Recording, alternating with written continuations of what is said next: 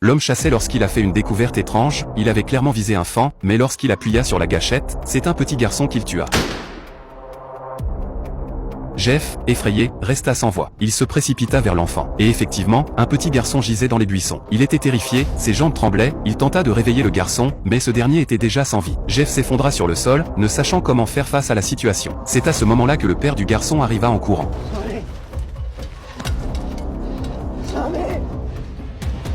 Le père, accablé par la douleur, se précipita vers lui. Face au meurtrier de son fils, il saisit rapidement son arme. Jeff était dans un état de panique totale. Il savait que son erreur était irréparable. Il tenta de s'expliquer, mais le père n'était pas en état d'écouter. Juste au moment où Jeff pensait que sa fin était proche, le père tomba soudainement, frappé par une balle.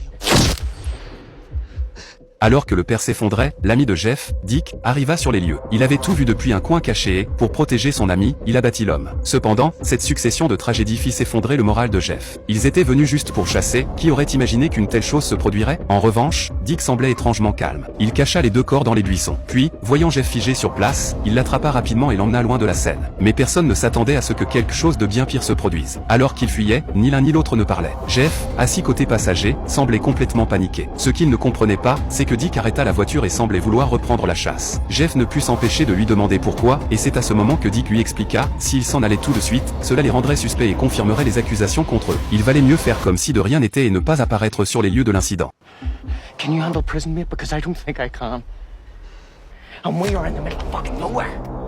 In hundreds of miles of forest. Ils ne pouvaient pas partir tout de suite, du moins pas avant d'attendre la nuit. Ils décidèrent de rester dans le coin pendant la journée. Pour donner l'impression de normalité, ils allèrent à une petite épicerie et engagèrent une conversation banale avec un homme, en insinuant qu'ils étaient allés chasser. Le soir venu, ils retournèrent à l'hôtel et, lorsque le patron leur demanda s'ils avaient eu de la chance, ils répondirent qu'ils n'avaient rien trouvé. Leur comportement semblait avoir fonctionné, mais une fois dans leur chambre, ils se rendirent compte qu'il y avait quelque chose de bizarre. Après une longue journée, que devaient-ils faire ensuite? Ils décidèrent de sortir pour dîner, feignant d'être épuisés et affamés. À la table du restaurant, ils mentionnèrent à voix basse qu'ils n'avaient pas chassé dans la forêt du lieu de l'incident. La nuit tomba, et enfin, ils retournèrent sur les lieux. Jeff se mit immédiatement à creuser un trou, tandis que Dick réfléchissait à voix haute. La balle utilisée était une preuve cruciale. Si quelqu'un la trouvait, les conséquences seraient catastrophiques. Heureusement, Dick retrouva une des balles dans un arbre, mais il manquait encore l'autre. Il regarda le corps du garçon et toucha sa tête, mais il n'y avait aucune trace de sang. À ce moment, il comprit tout. Pendant que Jeff creusait la fosse pour l'homme, Dick se prépara à l'attaque. Mais Jeff n'était pas d'accord. Le garçon était déjà mort. Pour lui, creuser pour retrouver la balle serait une preuve d'irrespect envers le corps de l'enfant. Cette différence d'opinion déclencha une dispute entre les deux hommes.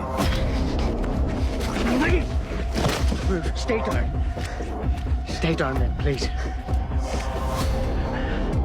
Dick savait que c'était nécessaire. Jeff, quant à lui, se réfugia dans la voiture, résigné. Après une série d'actions méticuleuses de la part de Dick, toutes les preuves furent rangées dans le coffre de la voiture. Une fois qu'ils eurent tout nettoyé, ils prirent la route vers l'hôtel. Lorsqu'ils arrivèrent dans leur chambre, Dick déclara qu'il partirait dès le matin. Cependant, ce qu'ils n'avaient pas prévu, c'était qu'en pleine nuit, ils entendirent un bruit à l'extérieur. En s'approchant, ils découvrirent que les pneus de la voiture avaient été délibérément crevés. Dick comprit que la situation devenait sérieuse. Il descendit précipitamment pour enquêter.